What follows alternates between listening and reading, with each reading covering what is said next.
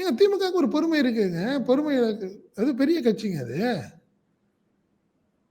நீங்க எல்லாத்தையும் மிரட்டி ஓட்டுற மாரி ஓட்ட முடியாது. நீங்க பிஜேபி மிரட்டுது அதிமுகவுன்னு நெனச்சுக்கிட்டு நீங்களும் மிரட்டி பார்த்தீங்கன்னா நடக்குமான்னு கேட்கிறேன் நான்.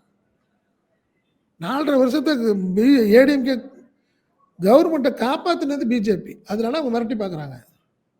நீங்க என்ன பண்ணியிருக்கீங்க? விசாலேருந்து ஆரம்பிச்சு, இலங்கை பிரச்சனையிலேருந்து எல்லாத்துக்கும் நீங்க காங்கிரஸ் 2G வரைக்கும் நீங்க திமுகவ நசுக்கி பாத்துனது காங்கிரஸ். அதெல்லாம் சகிச்சுக்கிட்டு தான் கூட்டணியோட இருந்தாங்க. புரியுதுங்களா? அதனால ஸ்டாலினுடைய மௌனம்ங்கிறது அவருடைய சமிக்சை வேற மாரி. அவங்களுடைய முடிவு வேற.